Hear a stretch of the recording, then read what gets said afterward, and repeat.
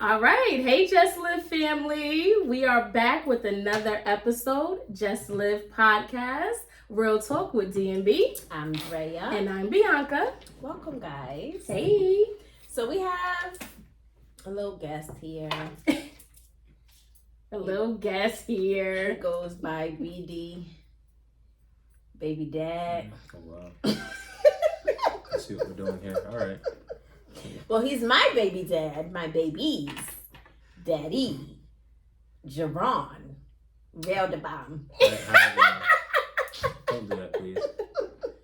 Don't do that. Jaron the artist? No, just Jerome. No real the bomb? No real the bomb. No BD? No. Baby dad? No. All right, cool. So we have a great episode that we're going to have today. I'm basically going to be interviewing Drea and Jaron. Yes. So. But tell them why, though. We're going to be discussing divorce and co-parenting. Mm-hmm. So, fun topic. You ready? It's been fun. How long has it been?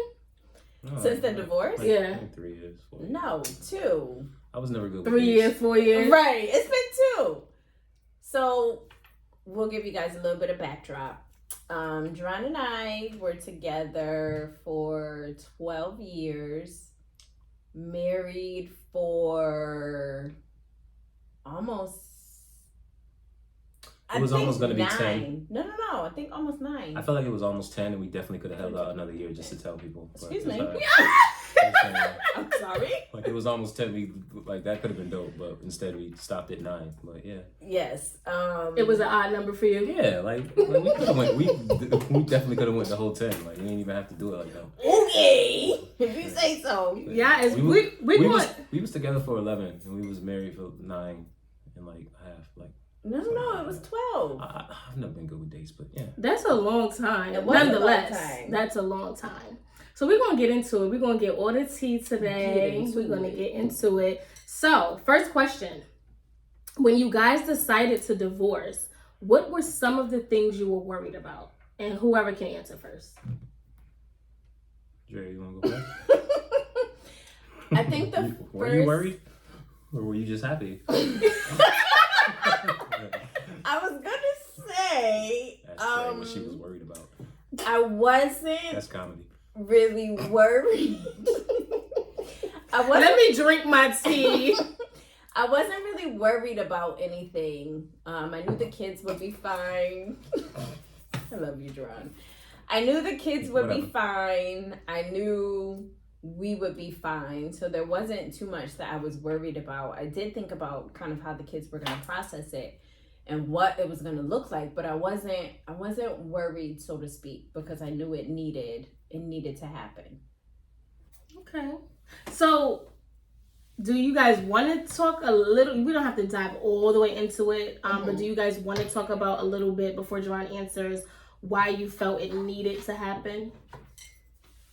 Well, from my perspective, we got married very, very young.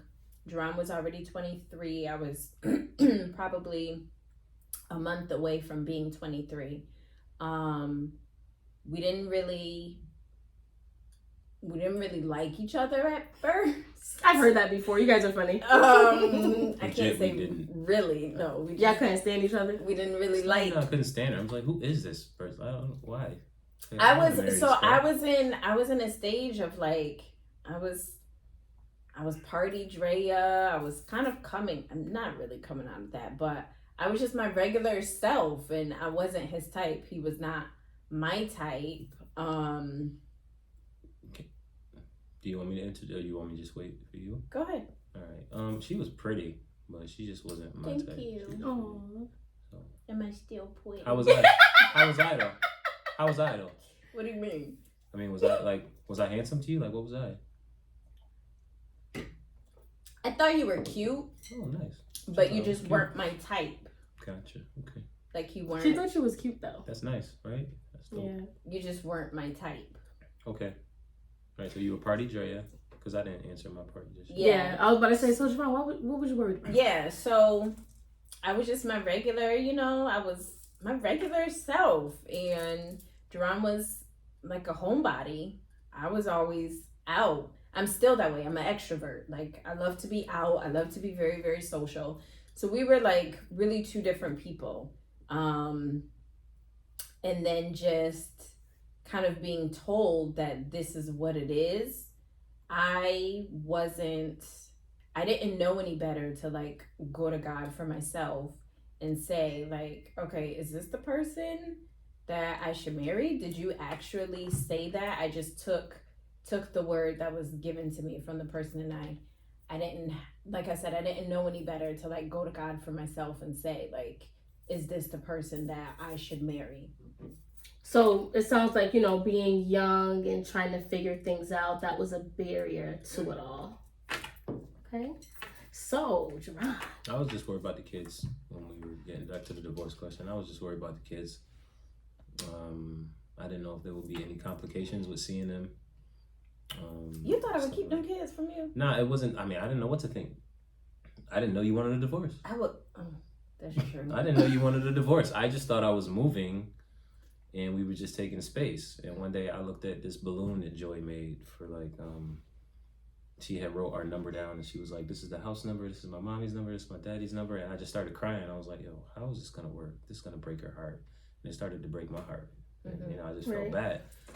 And again, I didn't know I just thought we were taking space. So well, initially, and to also give so that's what I was worried about.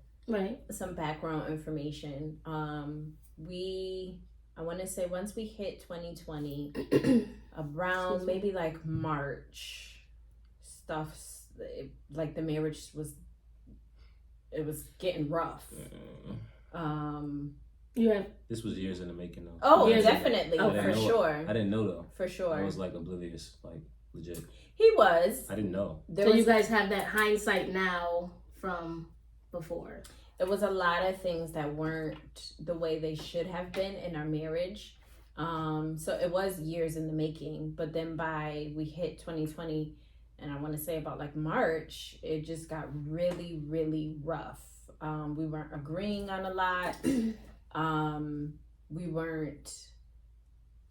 There was time we would go not really talking a whole lot.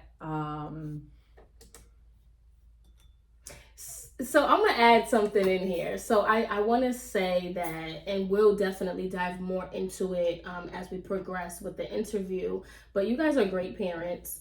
The co-parenting, you're welcome. The co-parenting that you guys have, the relationship that you have, I brag about it because it's like none other. Usually when people divorce, it's nasty.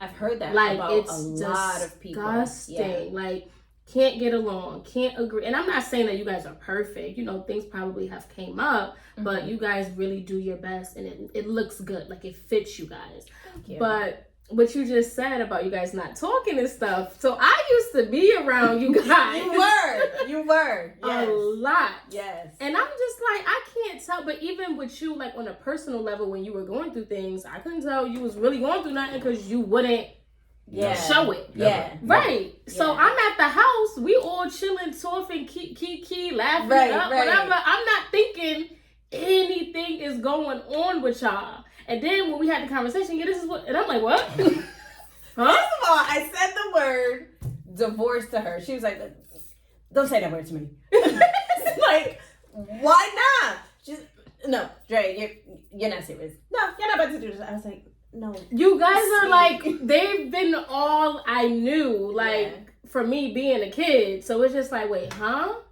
What? Sometimes. Go ahead. I don't know. Did you ever feel like it was a show? I can't say I felt like it was a show. No. But I feel like we had fun. Yeah. But I do feel like when people left, I don't know. It was different. Different.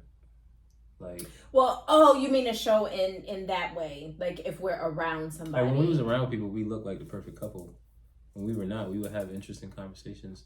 Not all the time, though. This wasn't like 90% of the time. Yeah. Sometimes we would have difficult conversations. That's why we always tell people, like, you know, it's not all sunshine and rainbows all the time. You know, so just be aware of that. But yeah, sometimes I don't know. That was an interesting 2020. 2020, 2019, 2018. Lord. Those were all interesting times. Very interesting. So. Okay. So the next question, you guys had mentioned the kids. Like you weren't too worried about it, but you basically wanted to make sure the kids weren't like completely affected by it. Mm-hmm. Did you guys feel like you had to stay together for the kids? Like how did they adjust when you guys started making those steps towards it? Did you ever feel like we should stay together for the kids? No. Okay, good. Because neither did I. Nah. That would like mess her up spiritually, and that's not cool. That would mess you me mean up. me? Yeah. Oh, okay. Yeah. Because go ahead. Go ahead. See how nice we are. I know. I love it. We wasn't really this way when we were married though, and there's a backstory to that. But no, when I didn't feel like we should, I felt like she was dying inside. Wow. Like, legit. So you saw that. I just you was able to see that. And I actually, as I'm thinking about it now, I probably haven't thought about it since 2020. I just felt like she was hurting and dying inside, and I felt like she needed to be free. I didn't realize how much she needed to be free until I came over one day and she was like, "So, I've been thinking about divorce." And I'm just like, "Wait, what?" Wow. She had a bright smile on her face, and she's like, "I'm also gonna go to Miami." And I'm like, "I'm sorry. Wait a minute. You seem so happy." But I wanted her to be happy. I just wanted her to be happy, and she just seemed like she wasn't happy. One day I asked her, like I said, "Are you happy?" And she was like, she was about to cry, and I was like, "Oh my gosh." Wow. But even with that, I love how you were able to still be in tune with her and know, because you've known her for so many years, to know that something was off. Well, it took him a while to get there. Yeah. Because I have been, for a long time, showing that I was unhappy. And after... Well, going through the whole process of the divorce, we had a lot of conversations, and he came to me one day and was asking me kind of like, what was it? And I'm like, the breaking point? Like, I'm not about to tell you all that. Not even the breaking point, but what was it throughout the whole marriage? Through the whole us being together. What did I do? What did I do wrong? Please tell me. Yeah. Y'all want to talk about it? She didn't tell me. Yeah, we'll talk about it. She didn't tell me till after the divorce. Yeah. So I told him, I said, well, I have been showing for a long time that I was unhappy, and you never noticed.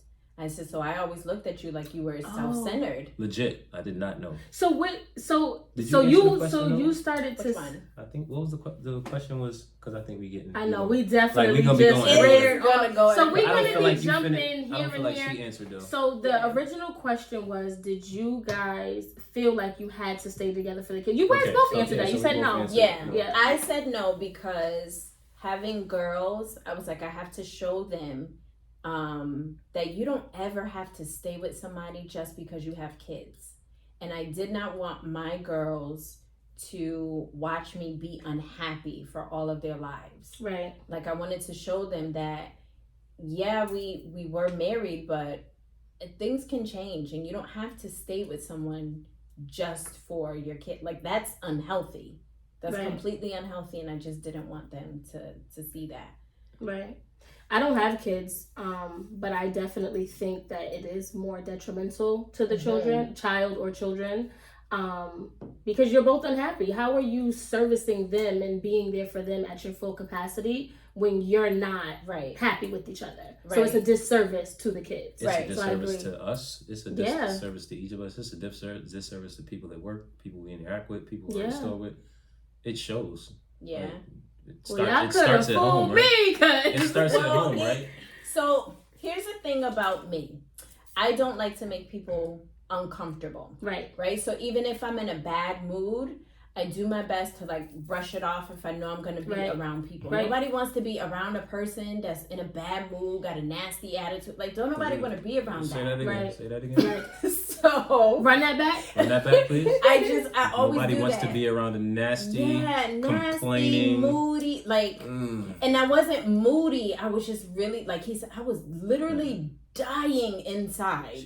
But that was big for me when you said that, though, because I'm like, you could tell, even though it took you guys some time to get to that, well, it took you some time to get to that point of noticing she was unhappy, but those are big words. Not everybody's able to see that.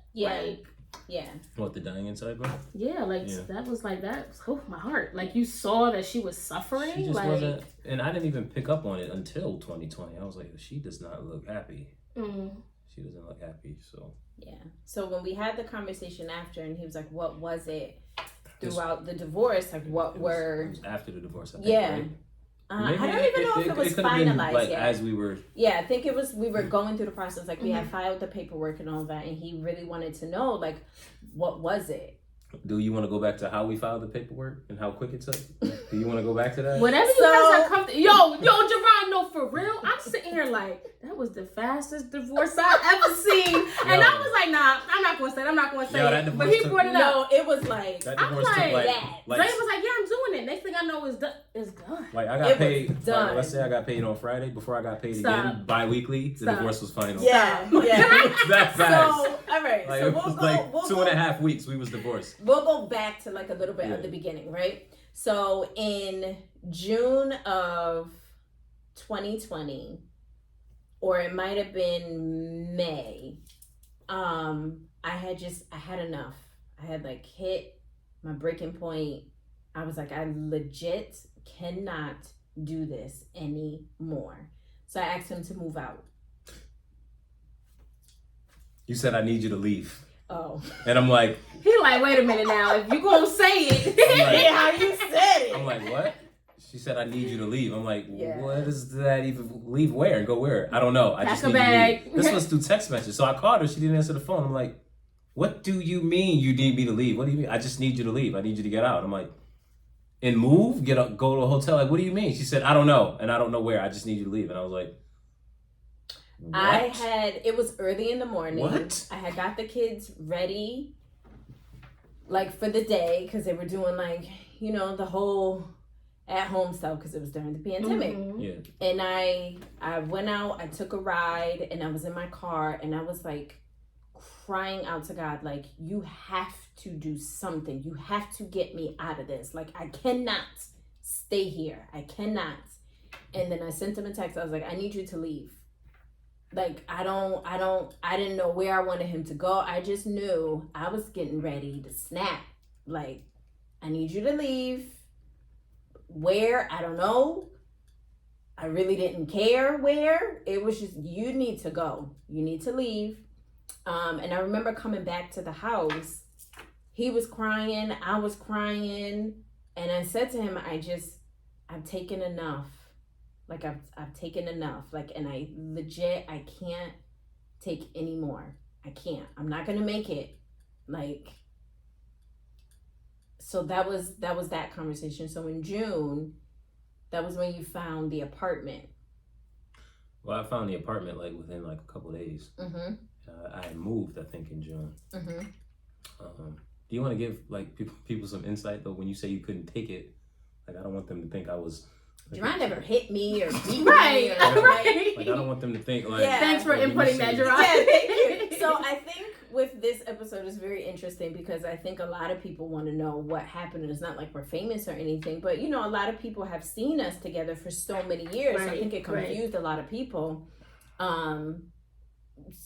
I mean, we don't put our business out there, and this is not what this is for. This is really to talk about, like, how divorce can be and what it can look like after. But I had gone through a lot with his family. I had gone through a lot in the marriage also, and it felt like I was dying. Like, I cannot, and for those that have read the book know exactly what I'm talking about, because I go in depth about going through depression, feeling, and I mean like severe depression. And I was pregnant with Zoe, going through, like, it was so much. It was so much. And I describe it as literally psychological warfare, because for years I felt like I was going crazy. And I do think that was intentional. I do think that literally, like, the enemy was trying to drive me crazy. Like, you know how people have nervous breakdowns? Mm-hmm. That's a real thing. I was, like, on my way there. So dealing with the stuff with his family, and then dealing with the stuff in the marriage, and then just feeling like my life is like, it doesn't even feel like life is worth living. Like, So that was what I meant when I said to him, like, I've taken a lot. I feel like I've been beat on for years, not physically, but mentally. Like, I can't take anymore. Right. Like, I can't take anymore. So that was that conversation. He moved out, and I think he was out for 2 weeks, and he was out of the house for about 2 weeks, and it was the most peace I have felt in like years. She was so happy. I was gonna say it had to be years because you guys were together that whole time. I was like, oh my God, this is so peaceful. Like, she had a glow. Wow. And you even noticed that. Yeah, and I'm just like, yo, who is this person? Wow. Who is this person? Did you want to mention the spiritually connected part, or? That's up to you. Okay, she didn't feel like we were, like, not spiritually connected, but on a spiritual level, she didn't feel like we were on the same pace, like on the same page. Mm-hmm. Tell me more. That was big. That was the biggest thing. That was big. Tell you more. Do you want to go into like it? if you want to elaborate some on that? I wasn't really that much into the church as she was. I love her pastor, a really, really good dude. But I just wasn't like I grew up in church. I think she grew up in church too, but I just wasn't into the church as much as she was. I wasn't into studying as much as she was, and there were some things that, some things that I had some disagreements with in regard to religion in general, and that was an issue for her. And we came to the conclusion that, we've kind of grown apart, but that's okay. It's not like I'm a bad person. It's not like it's none of that. It's just we kind of just grew apart, and we said it's okay because people do that. I feel like I'm tripping over my words. No, you're explaining it perfect. Yeah, that was pretty much it. I think that was like the straw that broke the camel's back. That was like, it broke the heck out of the camel's back. Yeah. The camel was crying. Oh, wow. The camel couldn't breathe, yo. Like, yo, what's... Yeah, oh that was the biggest thing, because that was huge. I felt like... Because she's serious. Like, for real. Yeah, everybody who really, really knows me knows I play no games when it comes to my spirituality, because, and I'm like that way because I felt like I was on my way out of here. Like, there's no ifs, it's not a joke. Like, I'm not over exaggerating. My kids were not going to have a mother. I would have been somewhere in IOL. Like, you know how people make jokes like a straight? No, that was about to be Drea. Seriously. No, that mental health stuff be serious. Yeah, for real. It was deteriorating. I had nothing left. So I legit owe that all to God. God saved my life. I asked God to let me die. Please. Like, that would feel so much better than living my life. Like, please let me die. So I don't play when it comes to my spirituality, because I could have been like crazy, legit. So yeah, I had no idea. Yeah, he wasn't privy to a lot of that stuff until about like 2016. But when we got to the point of talking about spirituality, because we started going to the new church and I was being fed and it was everything that I needed, and Kat would be late every Sunday. I'm like, yo, can you like get dressed on time? So that would start arguments and issues. And I was just like, we're not on the same page spiritually. And I can't. And that was the greatest factor for you. I wouldn't even say they were arguments though. Like, would you call them arguments? I think disagreements. Disagreements. Like, we never like raised our voice. Like, no, we didn't raise our voice, but you could tell when I was annoyed with you. Like, that's why tone of voice, I'd be like, what are you talking about? That's why, like, for me, it was so surprising outside looking in, because I'm like, wow, what are y'all doing? Like, what do you mean y'all about to get a divorce? Y'all don't even got no issues. Like, this is me processing in my mind, like, what? And then I'm like hearing A, B, C. I'm like, all right, yeah, of course, spirituality is important. I can definitely say that plays a factor, but it was so much. Well, not bigger than that, but there was so much more stuff that contributed to that. So I'm like, that contributed to the spirituality, you mean? With the whole relationship as a whole, like, and how you guys got to the point where you got, and I've heard you guys say plenty of times, I didn't like her, I didn't like him, and we didn't, whatever. But I just thought it was like, ha ha he, like, no, for real. That was serious, right? So, but then to hear like the backstory of it, I'm like, Oh. I didn't even realize how serious it was until after I read the book. Like, yo, I was really not her type. Like, I'm at dance. The kids are in dance. I'm reading the book like, yo, whoa. She really ain't like me though. She wasn't just joking. Like, I was not her type. No. I ain't know that. No. I'm glad we're doing this episode though, so people can get more insight on you guys, see how you are. To be honest though, this episode could be like 1, 2, 3, 4 parts.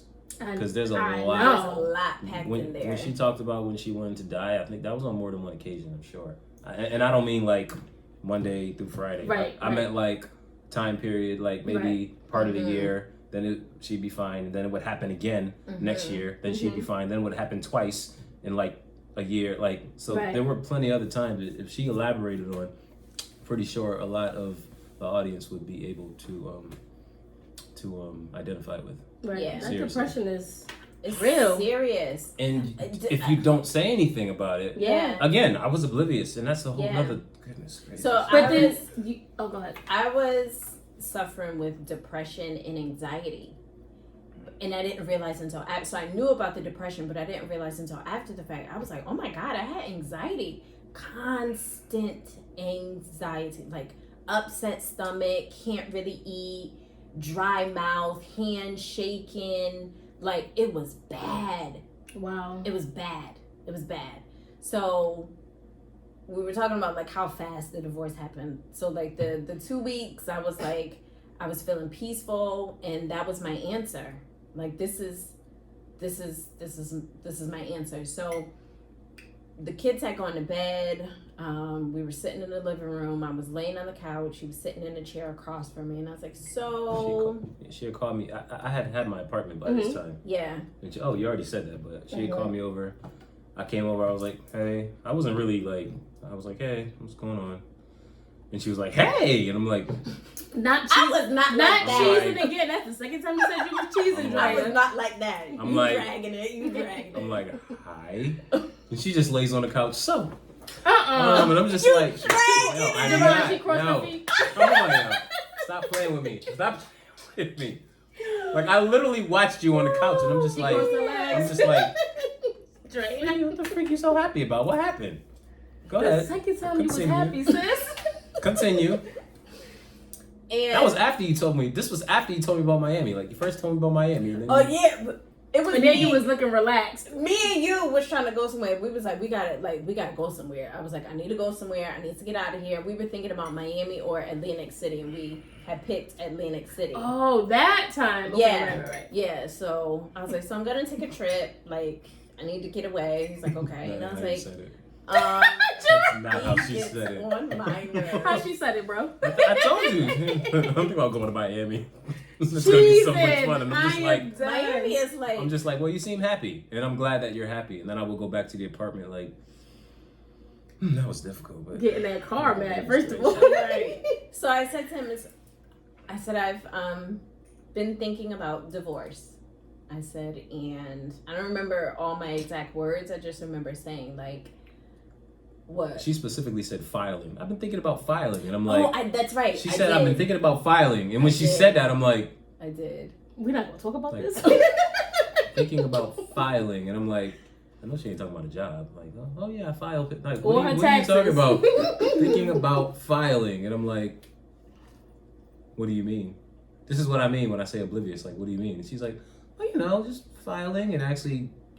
Getting it all done and as quick as possible. And I'm like, not as quick as possible. Getting what all done? She's like, well, it seemed like she didn't want to say the word. She didn't want to say divorce. Because I could see divorce. He was hurting. She's like, well, divorce. And I'm like, I'm sorry. Yikes. What? Because at first I was just going to go to a hotel like for a week or so. And I thought to myself, like, this isn't going to change anything. Because you thought space at first. I thought we ended up having an argument during that time, though.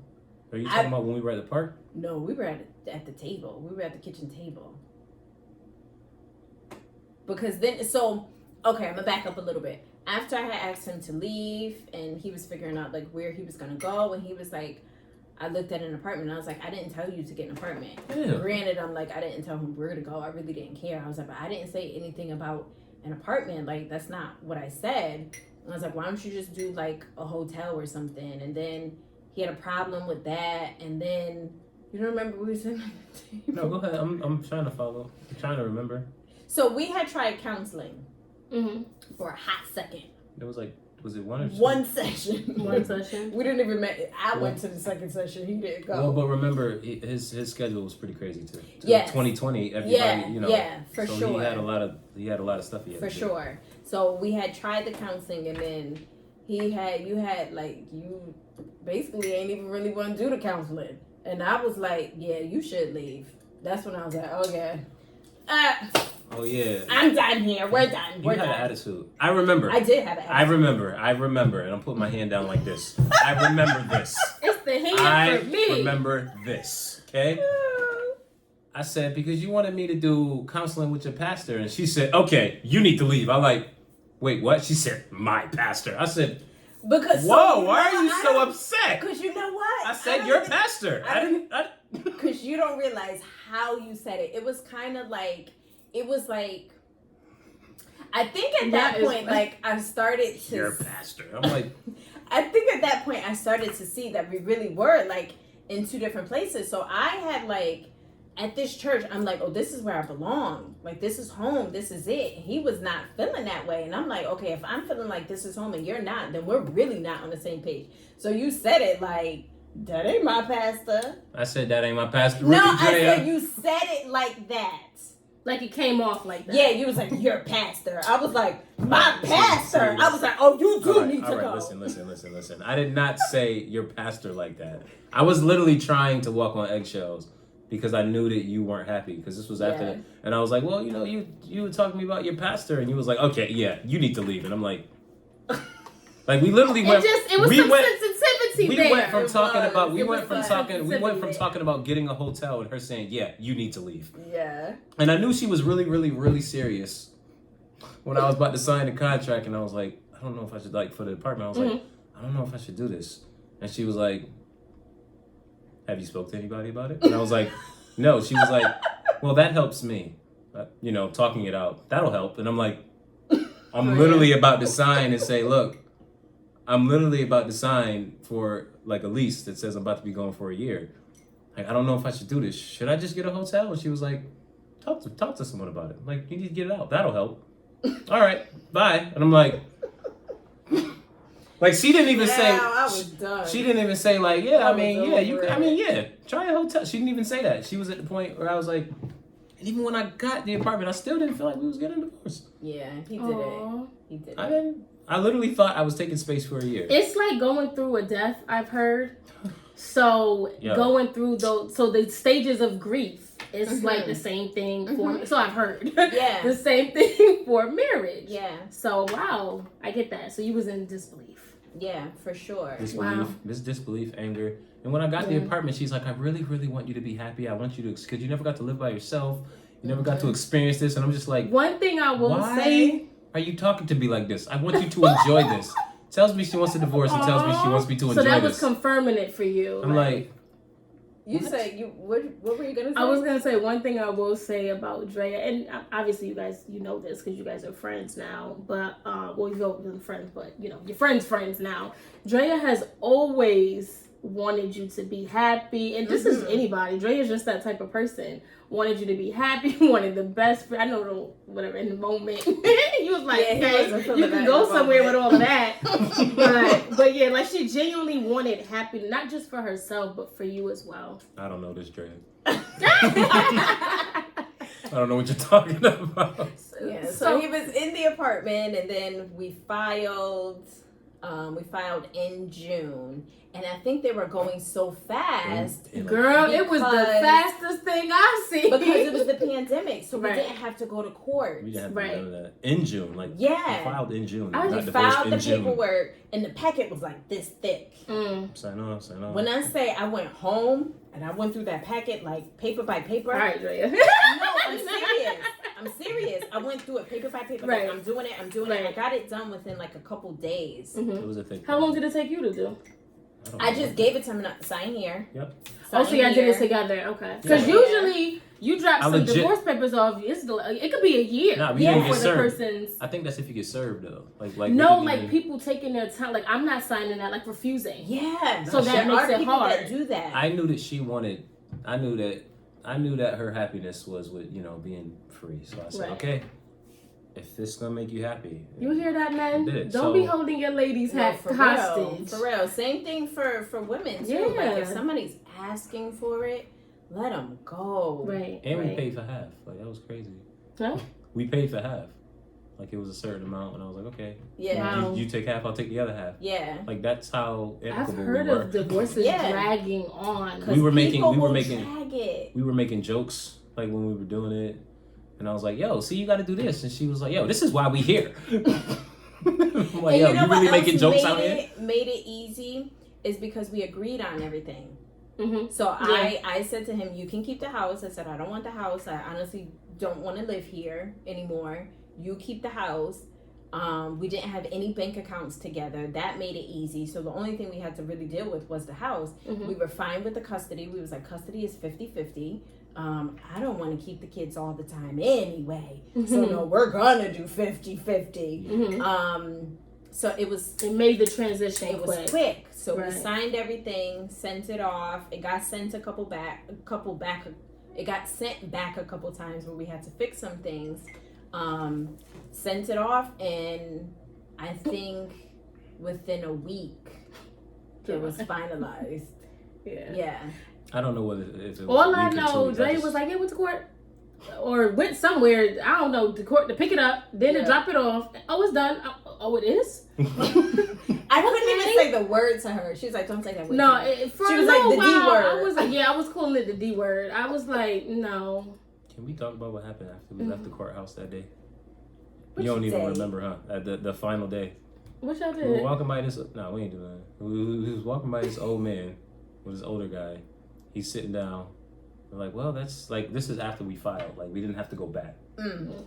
So he was sitting down. And he was like, very nice couple. Very nice couple. We're like, and we just looked at him like, thank you. Right. Sir, if you only know. Thank you. Appreciate it, man. Yeah. Have a good day. Have a good one. Yeah. But yeah. So that was how that whole process went. Okay. I'm pretty sure there's stuff we left out, but I'm pretty sure. You guys have definitely a long story. To go back to the original question, right? So you answered the question about not deciding not to do it for the kids. How did they adjust? What was it like for them in the beginning stages? How it is now? God. It was rough in the beginning. The day we had to tell them, I remember going to the store. I bought like 3 tubs of ice cream, a bunch of cookie dough, cupcakes. I was trying to soften the blow as much as possible. Zoe didn't really understand what we were saying, but Joy, and everybody knows how smart Joy is. Joy was crying. Tears instantly. Wow. We were at the Like kitchen table. uncontrollably, and was asking these questions that we didn't expect her to ask, but she was like, I just don't understand. She said, I don't understand why you have to be unmarried. She didn't know the word divorce. She said dismarried too. Yeah, I don't understand why you have to be dismarried. She's like, I don't understand. So it took a long time it was a lot of repeating things, and we kind of came up with the narrative together of how we were going to explain it to the kids. Obviously, we have young children, so we're not going to tell them, man, daddy did this, and this, and this. So we just said, like, one of the things we said to them was, well, we're better as friends. We're not so good together when we're married. So we're better as friends. We made sure we said, like, it was nothing you guys did, but Joy had a lot of questions. And then that summer, the rest of the summer, Zoe was still in pre-K. Now, because Zoe didn't really underend like the words, but it's like internally she understood. She still felt it, so Yeah. she would have episodes. Like not episodes, like she had episodes. we were getting... So her behaviors. Yeah, we were getting calls almost every day, like, you need to come pick up your child. She's Yep. crying uncontrollably, screaming. And I remember they called me, and I'm like, who is that screaming in the background? They were like, Miss Davis, that's your daughter. Screaming uncontrollably. And I remember just going to pick her up, and I just scooped her up, and she just was like... Oh, that poor baby. And so she couldn't find the words, but she knew, like, daddy isn't living in the house anymore. Like, we're not with mommy and daddy together anymore. I'm with daddy on certain days, I'm with mommy on certain days. So her behavior, like, yeah, and it was heartbreaking. And before we got divorced, when I moved out, we told them that we basically told them, it's like, a studio. Yeah, we basically told him, like, hey, daddy's getting a studio because, you know, he works a lot. So instead of recording his music downstairs, he's going to get a studio, and it's going to be like an apartment, but he's also going to live there. Mm-hmm. So that's how we told them that's how we told them I was moving out. Mm-hmm. Gotcha. So we didn't just say, okay, daddy's moving. We had to think of, so we basically made it fun for them. Like, so we're going to have 2 places to live now. Mm-hmm. And they were like, oh my gosh, this is so great. And they loved it. They were happy. Yeah, because you had a pool where you were at. Yeah, at a so pool. that was an extra thing. Like, oh, we get to go swimming We had a pool. Yeah. There were places to walk. They could play outside. So they were happy about it. And when you walked into my room, I made it look like a studio. Right. So, Yeah. like the way my bedroom looks now. So they're like, this is so nice, Daddy. So, and that's how. So when we told them we weren't going to stay together, that was when they were like, you know. So they didn't know because I moved out. They knew because we told them. Yeah. Gotcha. Yeah.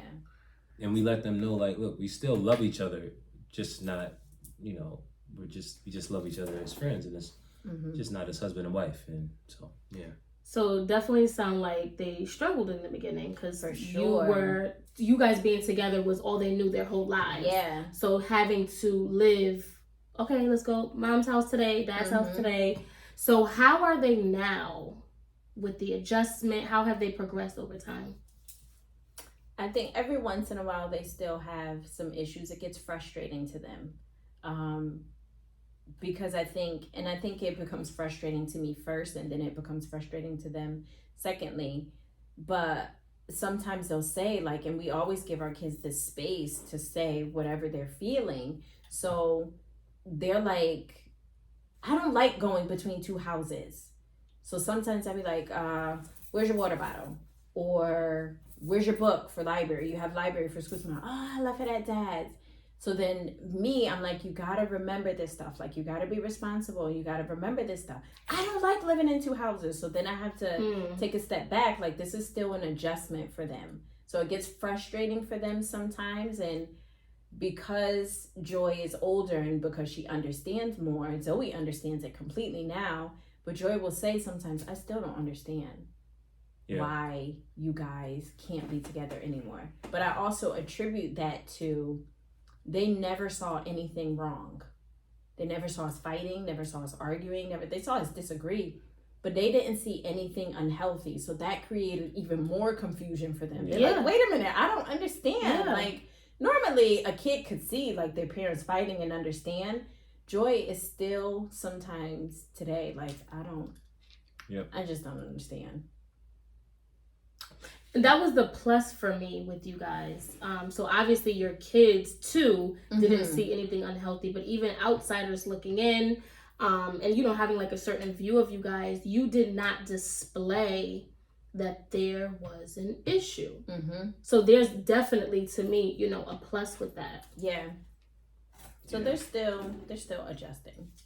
Gotcha. Okay. Yeah, I think that was, you pretty much summed it up. Just as recent as, and she asked me maybe about a week and a half ago, she had said, like, I just don't understand why we can't, why we have to live in separate houses. But we weren't talking about anything major though, but she brought it up. And when she said it, I was like, wow. Yeah. It's been 2 years and she still thinks about it. So yeah, it's still an adjustment, but we just try to be as amicable as possible. Again, we weren't jerks when we were married. Right. Was I? Yeah, it's funny. Drink the tea, huh? I'm about to drink my tea. So yeah, like we weren't jerks when we were married for the most part, you know. But you guys are not bad people. Like, you know, so I always say that. So because there's been a lot of people that have asked me, like, is it okay if I ask you what happened? I'm like, yeah, sure. And the first thing I always say is, Jaron is not a bad person. I appreciate that. Yeah, like, I want people to know that. I said, Jaron is not a bad person. Like, he's not. We were just not meant to be together. And that's okay. Right. Like, that's okay to figure that out. Right. You know, I'm sorry. I wouldn't even say we weren't meant to be together. I think it was more like our season was over. Because we did learn and we did grow a lot. I learned a lot from the marriage and especially after the divorce. And I don't think I would be here had I not gone through the marriage and divorce and realized, and this is a whole nother segment, and realized everything that I was basically covering up for the whole marriage, not realizing that I had so many things that I needed to heal from before I decided to get married. Get married to somebody. And I would have never known that with the absence of marriage. Like, seriously. Yeah. So I would say the season was over. I wouldn't even say we weren't meant to be, because two beautiful kids, and So I want to pinpoint what you just said, Jaron. So I think it's important, to get a male's point of view as well.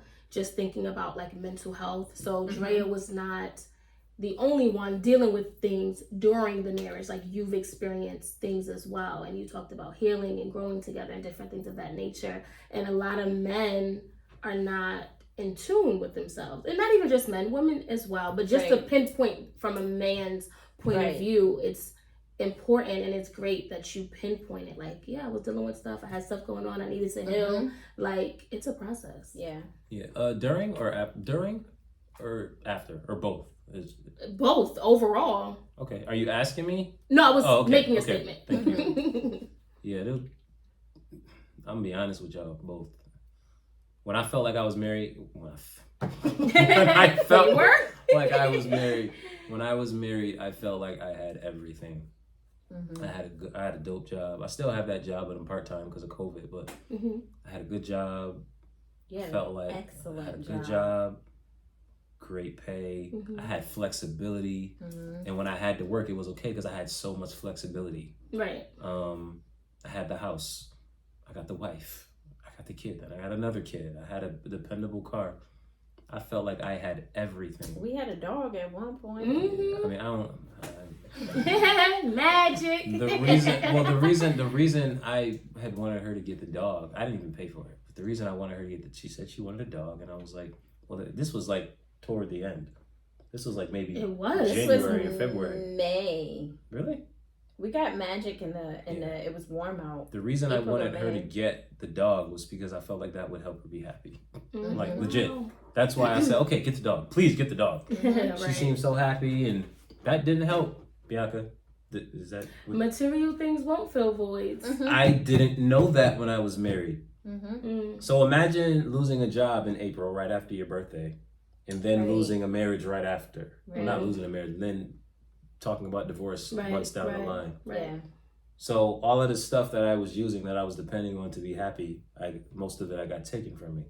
Wow. So once I got all of that taken from me, that's when I realized there's a lot of stuff inside that I never dealt with, because I was using all of that I was depending on all of that to make myself happy and to keep myself happy. So is that when you because I want to kind of go back to what I was saying earlier about you being in tune with yourself and realizing what you needed to work on throughout the marriage. It sounds like you more so didn't get the revelation until after, or when you were getting to that point. I didn't get the revelation until maybe 2 or 3 weeks after. Wow. And wait, so even after the divorce. And it's personal, you don't have to answer it. I'll answer it because it's crazy. So thinking about, you were together for what, 12 years, right? On average 12 years, and being married for however long you were married. Almost 10. That's what I tell people. Almost 10. You did not realize until after the divorce that individually there were things that you needed to work on.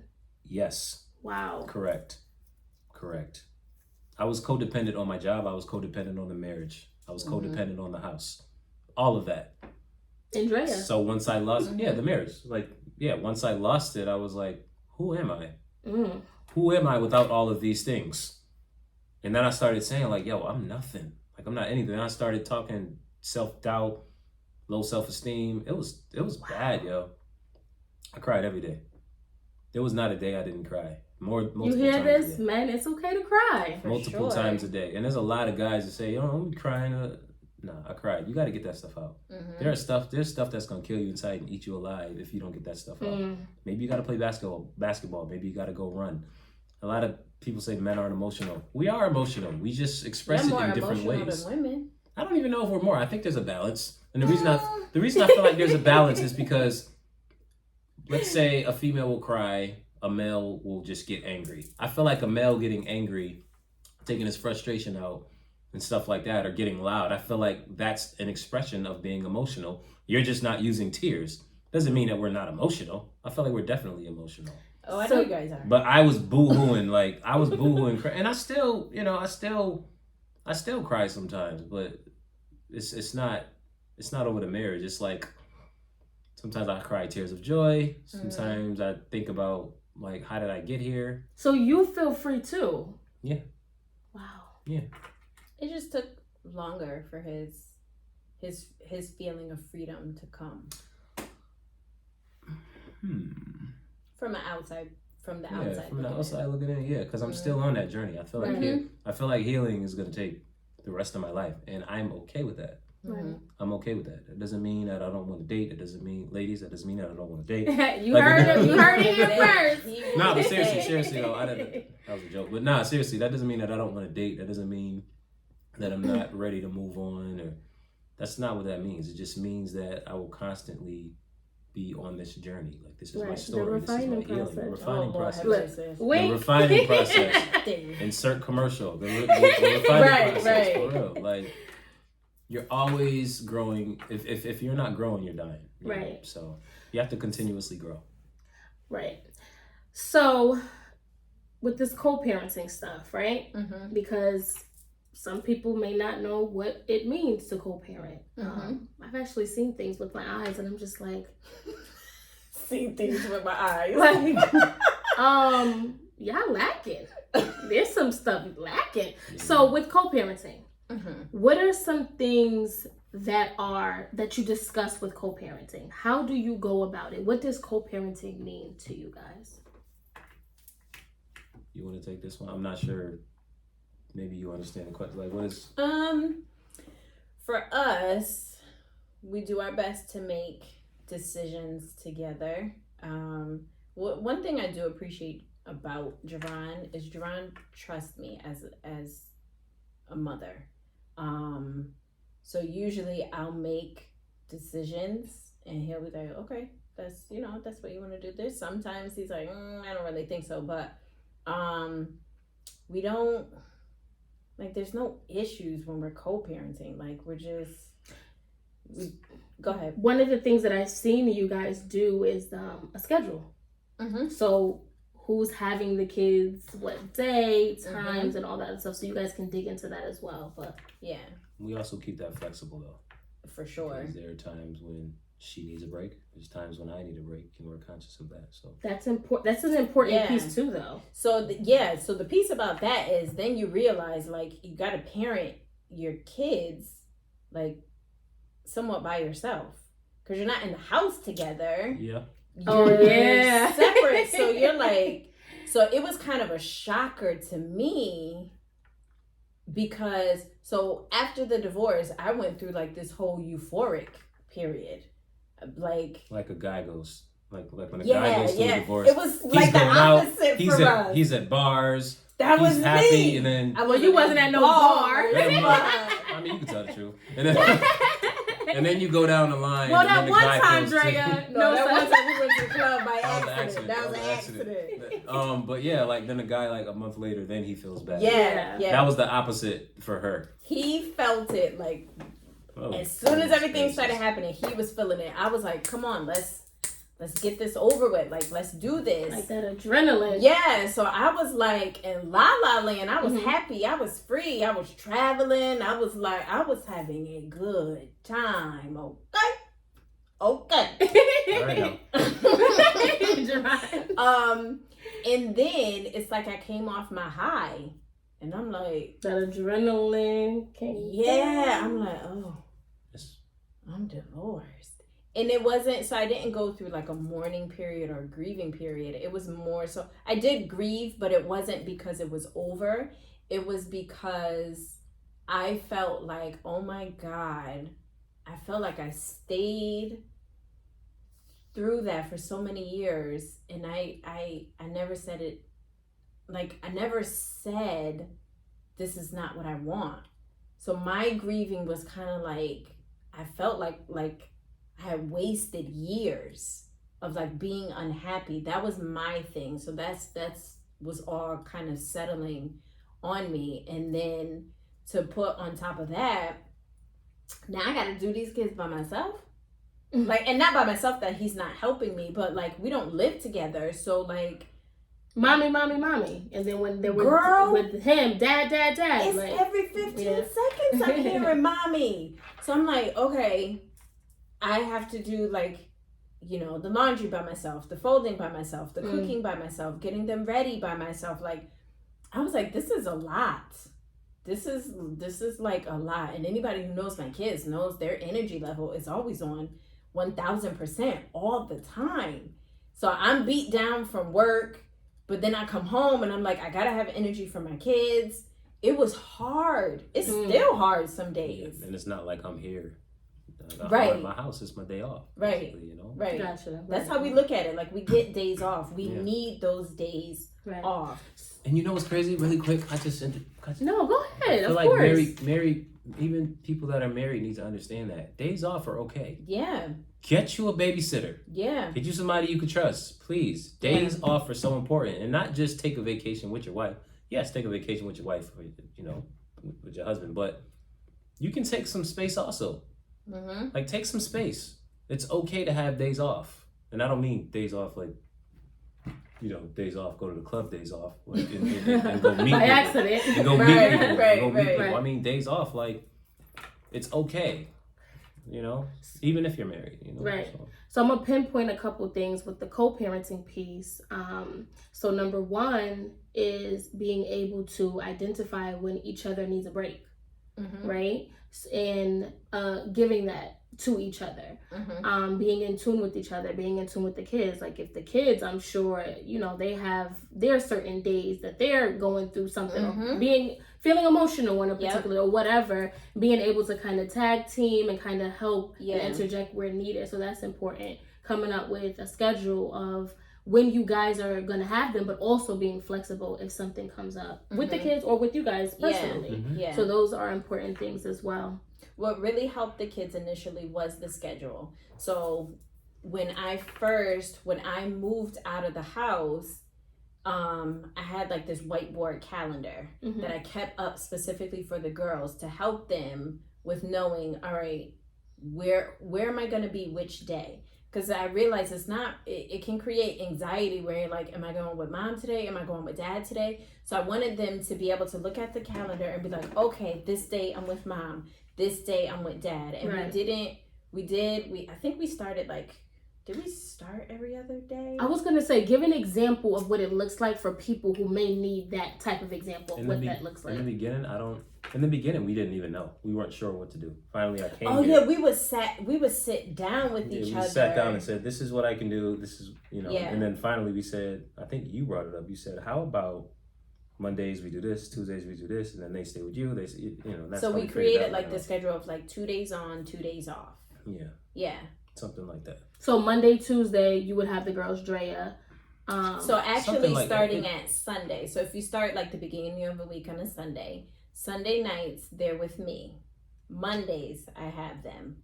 Then Tuesday morning, I send them off to school. He gets them from school. And then they stay with me. Yep. Then they stay with him Tuesday night. He has them Wednesday. I go back after work on Thursday to get them. And then I have them on Friday. And then Saturday, we're kind of, well, right now, because of soccer, we're kind of all together. Yeah. And then we just repeat. And then if there's something coming up with him for work, he'd be like, hey, can you switch this day? Or if I have something, I'll be like, can you switch this day? So we stay really flexible with each other. Last week I had to work. Oh, Lord have mercy. All week. So what I said and I had them all week. So what I said was, listen, I usually give them like, I told her, I said, look, cause I got the schedule on like Thursday, and I was like, okay, check this out. I will pick them up and I'll keep them Thursday, Friday, Saturday, Sunday. You don't even have to bring them to church, because I know on Monday I'm gonna have to go to Stanford and I'm gonna be there like all week. Mm-hmm. So I just kept them for like, I don't know, 3 or 4 or 5 days straight. Mm-hmm. And we try to remain flexible. So, but I cut you off. I'm sorry. No, you're fine. If you got something to say, just say. That's cool. So I want to speak to that even for our younger. So even if we're talking about divorce and co-parenting, but even for those couples who are not married or have not been married, and you just need to co-parent in general, right? Yeah. So it could be like a younger couple or whatever, or not couple, but parents. Yeah. So, and even older, whatever, because you want, dating and wanting to be out there, it's okay. Like Drea got a Friday, you got the kids Friday, so that means you could do whatever it is you want to do on a Saturday. And Jaron, you got the kids Saturday, do whatever. Like, you still have the weekend to kind of maneuver and still be an adult and still live your life. Yeah. Right. So that's important as well. I see a lot with parents where it's just like, mom has the kid majority of the time and has to maneuver with the child majority of the time, and dad is kind of just like, whatever. But I've seen that with men too. Right. Yeah. So I love like the schedule that you guys have and how you really try to incorporate it and make it comfortable for not just you but for the kids as well. Yeah. So that's great. So moving into the next question, in what ways has communication helped you guys to maintain that co-parenting? You know what really helps maintain us co-parenting? We actually became friends. That is why we co-parent so well, because we always say we never got the opportunity to be friends before we started dating. And that's true. We don't just say it. Like, we never. No, that was... We literally just jumped into dating. Yeah. I didn't even know who she was. And they got married. Right. Something like it, yeah. We weren't friends. So now that we have like established this friendship, it makes it so much easier. And when I say like a friendship, I'm not talking about like just being like what's the cordial word? Yeah, not cordial. No, so like friends. Like, we sit on the phone and talk to each other sometimes. Like, I'll tell him like, yo, this is what's going on, or like, with me, this is kind of what I'm dealing with. He'll call me like, this is what I'm dealing with. Like, we sit on the phone, we talk with each other, we talk about dating. I was about to say, we do. Yeah, it's funny. You're like, all right, let's breeze over that. Dealt with, Right. Whatever. So Next I was, question. I was open. But even that is super important because we have kids. And I am a firm believer of, and even before, like, I got divorced, you don't just be having anybody around your kids. I don't play that. I am the biggest mama bear you will ever meet. I do not play when it comes to my kids. So I don't like, just be willy-nilly introducing my kids to anybody. But there was an instance where I was like, all right, like, Sky, blah, blah, blah, whatever. I'm going to take the kids with me. I let him know beforehand. I wanted him to know, like, are you okay with this? Do you have any objections to it? And he gave me his answer. He was like, all right, it's fine. I trust you as their mother, so it's fine. But that piece is really important. I think a lot of moms and dads sometimes will kind of glaze over that and feel like, well, these are my kids. I don't need to ask him for permission. I do. He's their father. I'm their mom. I don't even feel like it's permission. I think it's just respect. Yeah, right? yeah. But the day that she took the kids, I did come and bang down the door, just so you know. He's lying. So Zoe. Go ahead. So it's kind of, I feel like the last 3 questions were like all we talked about them, right? And we covered it to some degree. She was saying like what helps with the communication. Yeah, because I think you did want to say something, but then you kind of stopped. Go ahead.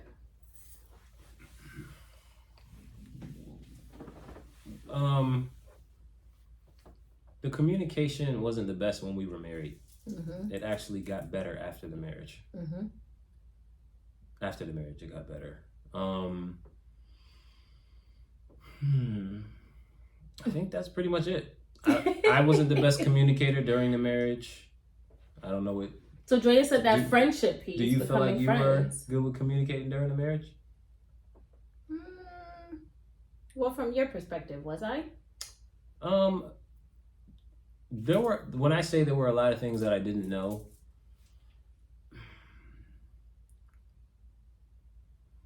Oh, I just felt like, I see what you mean. I just felt like sometimes I would think like I just wish I knew certain things. Like there was a time you opened up to me in 2016.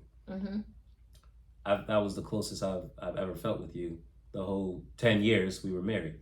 So that was the closest I ever felt with you. And I'm like, so you're telling me that you've been dealing with this for X amount of years and I didn't know for all this time? Because she was really good at hiding it. I didn't know she felt certain ways about certain things, and I was just I didn't know. And I felt dumb when she told me. Like I stayed up till like 3 a.m. just listening to her talk, and I'm just like, babe, I did not know. Like, thank you for telling me. So we got closer and all of that good stuff, and there were other incidences. I mean, there were other times. Instances. Yeah, there were other times when. Like when I had asked her to tell me everything that I did wrong in the marriage, I was also oblivious to that too. But she took it as I was kind of just supposed to know, and I didn't. And I feel like there are a lot of guys out there that just don't know. But I also explained to him, though. Sorry, I didn't mean to cut you off. Sorry. But something I also explained to him was, and I feel like a lot of other females are this way. If I say something to you one time, or okay, I'll give you 2 times, and you don't make any movements to adjust, I'm not repeating myself. I'm just not. And that's why I explained to him sometimes I felt like he was self-centered. Like I said it to you like a couple different times. And there was no adjustment. So I'm not gonna keep repeating myself. Gotcha. Yeah. And it was the way you would say it though. It was like you would kind of imply things, and I think after like when you told me this, when you told me everything after the divorce, I remember telling you like, I wish you had just treated me like I was dumb. He did say that. Like I wish you had treated me, and I know a lot of guys go through this. Like, sweetheart, I didn't know. Like, you couldn't have. Like sometimes I feel like we're literally just dumb. Like, yo, like I really feel like you just instead of saying like, oh, that's a nice honey over there. Like I would definitely put that honey in my tea. Instead of saying that's a nice honey over there, say, babe, can you go get me the tea? Get me the honey for the tea. You know what I'm saying? Mm-hmm. Or hey, just looking at our finances, I'm just thinking maybe we could adjust this way. Instead of just, I would have rather you just said, I don't trust you with our finances. Something being like more that. direct. Yeah. Like I don't trust you with our finances. I don't think this is okay. Yeah. Like her telling me, listen, what do you think of the finances? What do you think of this? Oh, so you make this much and this is how much I'm getting? Okay. And it was like, okay, well, they kind of need more. And I'm just like, oh, okay, yeah, I'll give you $10, $20. Well, they kind of need more. All right, throw like 50 in there, something like that. And I'm just like, I thought I was doing fine. And then finally she's like, no.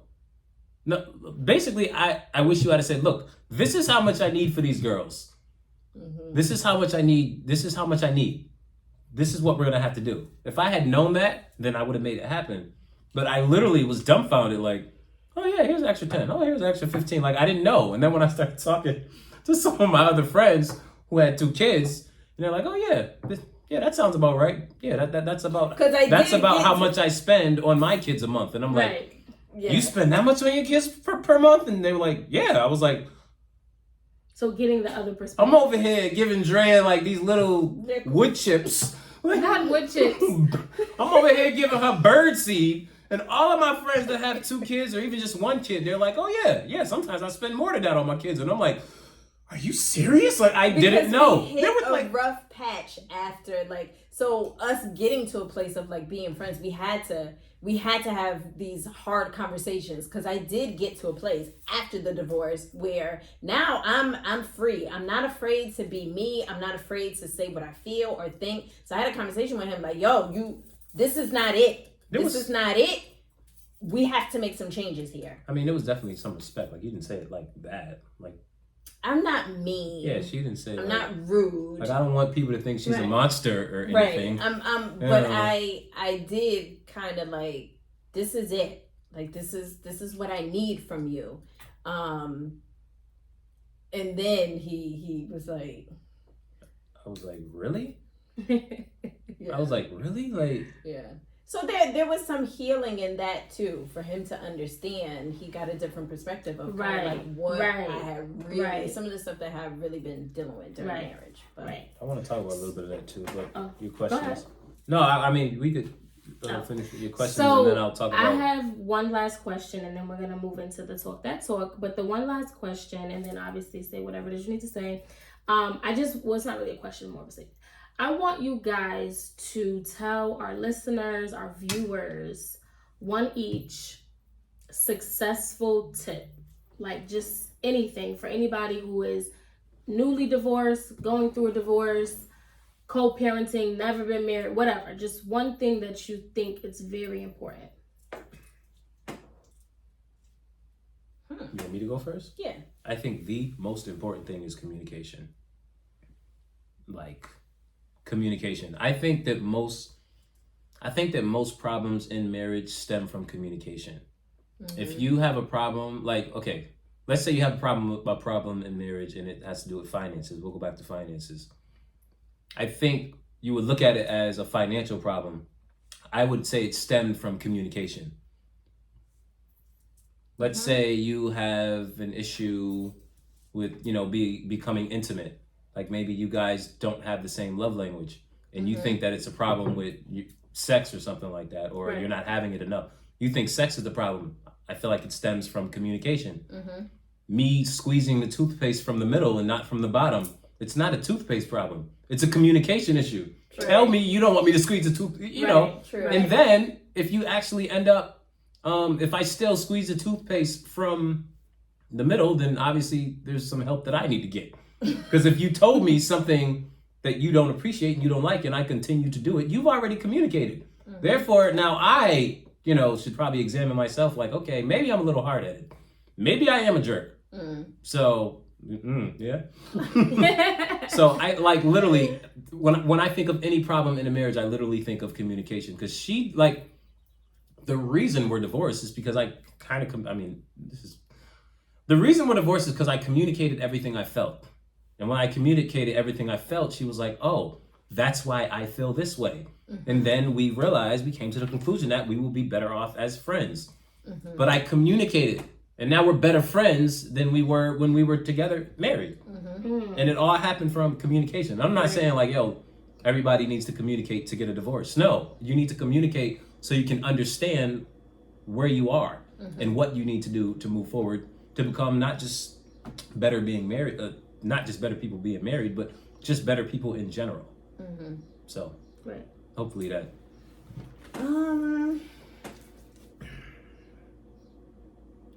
You can. So I agree about the communication, but it's all about interpretation as well.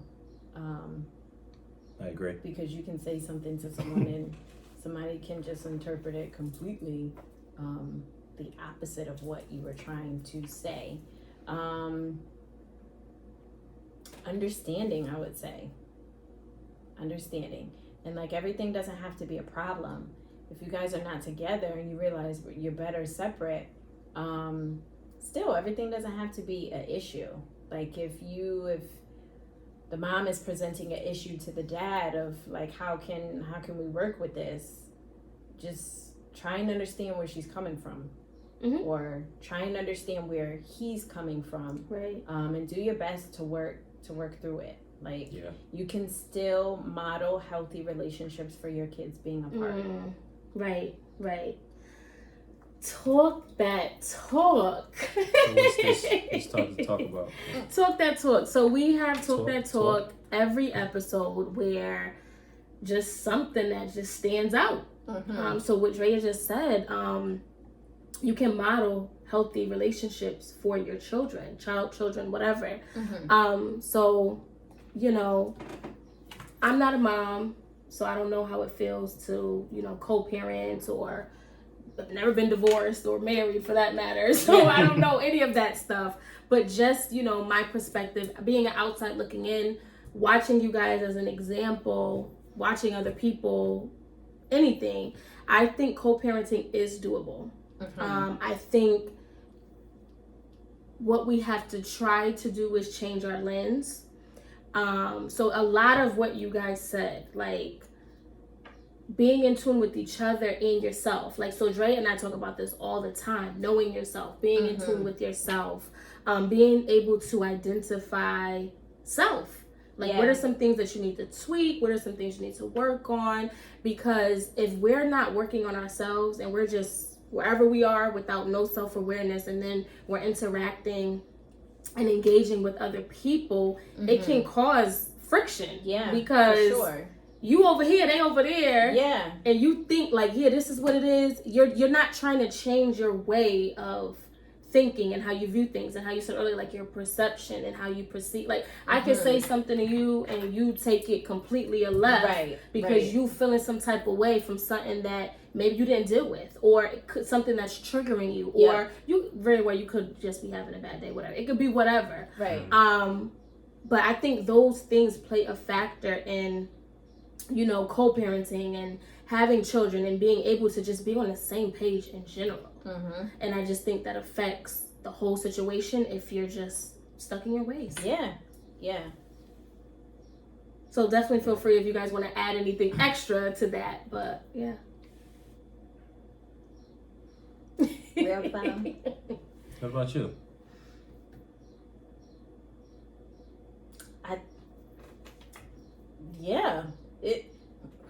I feel like we be beating a dead horse every time we say this, but it's legit. Like, yourself. It's gonna start with yourself. Fix yourself. I realized, like, I wasn't perfect in the marriage, so there's stuff I had to learn of, like, okay, I know not to do that. Okay, this next go round, because obviously I do want to be married again, and that's gonna be it. Okay. So, you know, like, there was stuff I needed to work on. There was stuff I needed to fix. Like, fix yourself. And it's never too late.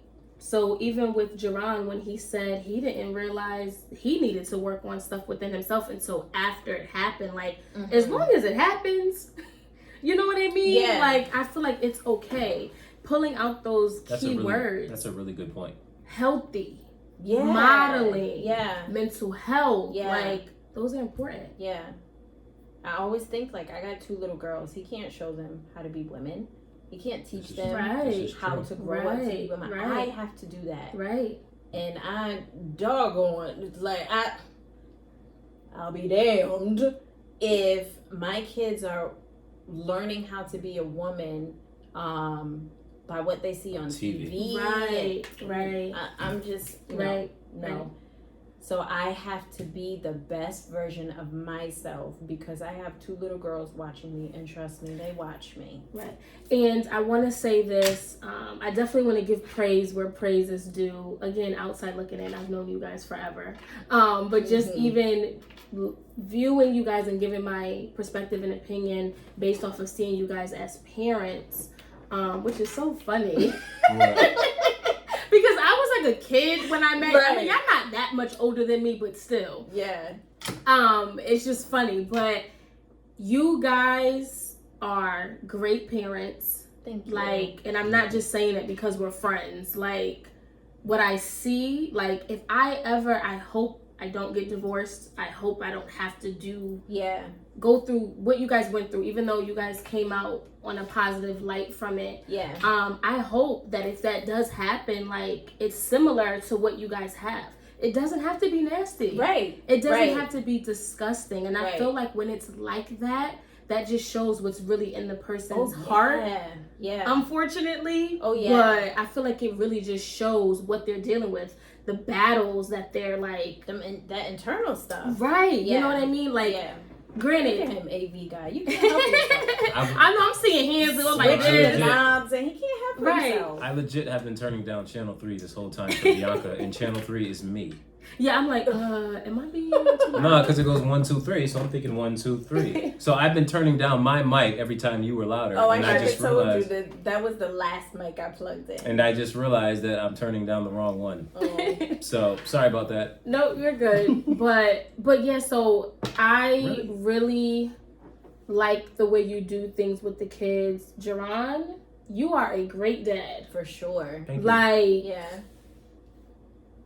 For sure. Like, and I'm not even saying this to be funny. Like, you are a great dad. Like, there was no change. Like, when you guys were going through, like, the divorce and getting to this point, even to all the way to now, like, you always with your kid. Like, and it's no shade to the dads who, whatever, don't have the arrangements that you guys have. But the respect is there. Like, respecting Drea as a mom. Drea is a great mom. Like, you acknowledge her. Like, you support her. Like, it's amazing. I love to see it. And you guys are doing a great freaking job. Thank you. And you know what? I think that stems from what you were talking about. When you do a lot of internal work, shit, this mic is the last one. When you do a lot of internal work, that's when you're able to have a better relationship and understand others. Like, you're able to have a better relationship with others, and you can understand others more.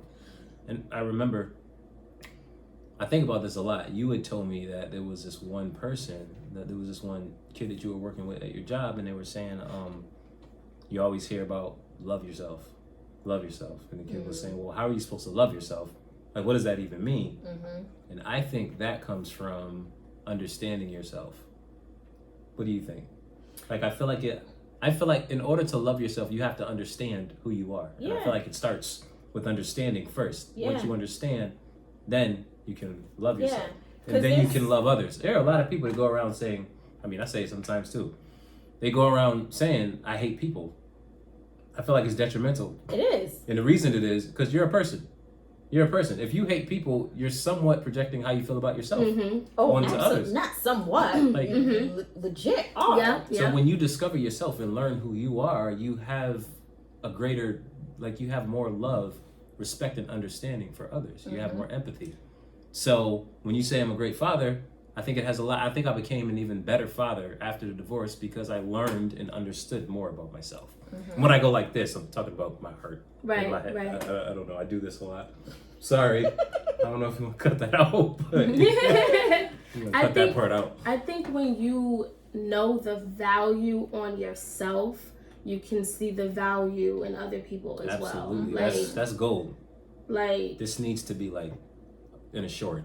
Like, people need to hear what you just said. That's gold. No, like, seriously. Like, I don't know, you could be struggling with something, and we talked about that on our other episode, projecting your insecurities onto someone else. That's making the situation miserable because you struggling with something. So now you dealing with me, and now you putting it on me. Now I gotta deal with your now I gotta deal with your mess. Now I'm mad because you mad, and it's just like, wait, what? And then now with y'all having kids, it's spilling into the children. Now the children are seeing it. Yeah. You know, like I said, I take pride in knowing that when I was around y'all, I couldn't tell anything was going on. And that's a great thing. I don't think it was a show. I don't think it was a facade. I think that's just the type of people that you are. And we all need to strive to be that way. I think it's also important to remember that I didn't know. So when you said you didn't know, neither did I. You didn't? He's like, I didn't know either. I didn't either. And she was really, really good at, can I say suppressing? Oh, for sure. She was good with suppressing those emotions. So when you say you couldn't tell, I couldn't, other people couldn't. Yeah. I couldn't tell till after the marriage. Like, I will literally, like, go on my computer, go on my phone, and I'll look at pictures of us when we were married. Oh, he constantly does that. And I'm just like, yo, you don't look happy in any of these pictures. He will call me. I didn't know during the marriage. Yeah. You don't look happy in any of this. Events, things we were doing in the church, nothing. You never looked happy. Yeah. Because I never seen this Drea. This is a different Drea than when we were married. Yeah. So when you say, you know, like, I just didn't know until after the fact. And I know you guys are not perfect, you know. I just really gotta praise because Appreciate it. you like it doesn't spill into the kid. Like you try your best not to. Like I never see the kids like sad because y'all sad, or like you know what I mean. Like even after I've heard, I went out one time with you guys after one of Joy's games or something like that. Out together. Like it's okay to go out with your children's mom or your children's dad to show them like, yeah, we're still family. Yeah. We're not together anymore, but you're still a family. Yeah. I think boundaries are important too. Oh, I'm gonna throw that in there. Talk about that. Yeah. For guys, and boundaries are so important.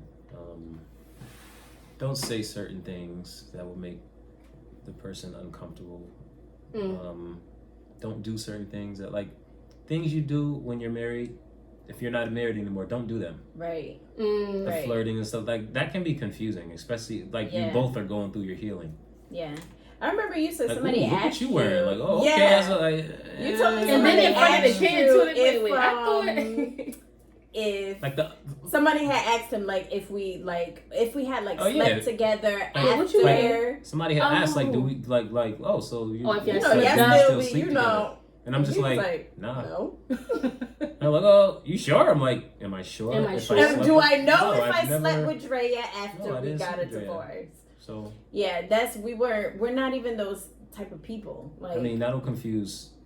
It'll confuse yourself. It'll confuse the other person. It'll confuse the kids. The other day, I gave Drea a long hug, and Zoe's like, "Okay, you guys aren't husbands. Break this up." And I'm like, and that's what she said. You're not. You guys are hugging like husbands. Break up. And I'm just like. It's like, honey, it's just a hug. I love how you guys are able to be friends, and it just was a beautiful thing. It was a beautiful thing. Yeah. For me, it was a beautiful thing. Because we don't want no funny business going on. Yeah. But I love to that. him the other day, I thought cool. it would be nice. It's also just not cool. Just be a good person. Right. Just be a good person. You know, it says a lot. And I'm not, and we could talk about this for hours and hours and hours, but it says a lot, unfortunately, because women are disrespectful as well. It's not just men. We can be funny creatures. Yeah. But it says a lot when a man doesn't respect his children's mother. Yeah. Like I cringe because it's like you angry, and it's not even it don't even gotta be you. It's the internal stuff out and on you. Even with the how they say the bitter baby moms, it's the same thing. You know what I mean? So it's like we're doing all this projecting, but. Yeah. But the kid essentially is like you're making your child lack because you are just not trying you can't get yourself together. Do what you gotta do. Yeah. I was telling him the other day, I was like, I think it would be nice if maybe this summer the four of us went on vacation together just to pacify the kids. Right. And I said to him, I think you could tolerate me, for some days straight. I was like, I think I could tolerate you for some days straight. Right. I think we could do that.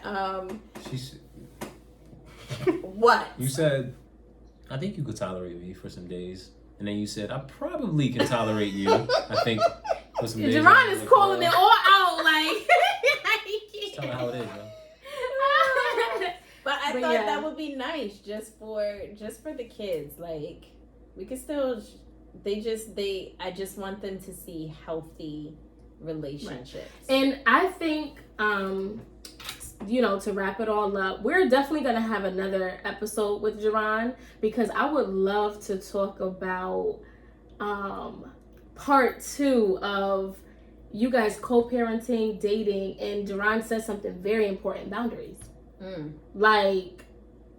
I think we should definitely do that because that's interesting. For sure. Because these vacations we talking about and this, that, and the that, you know what I'm saying? So what would that look like? Yeah. Who knows? Because we haven't done it. Right. Like we go out to eat together. So y'all do it and then we had an episode right after. Like we go out to eat with the kids. I think it was like a few Saturdays ago. I drove to Mass to go to Golden Corral. So good. We were together for pretty much the whole day, and it was all right. Like because y'all friends. Yeah, it wasn't forced. Right. It was cool. Like he's a good friend.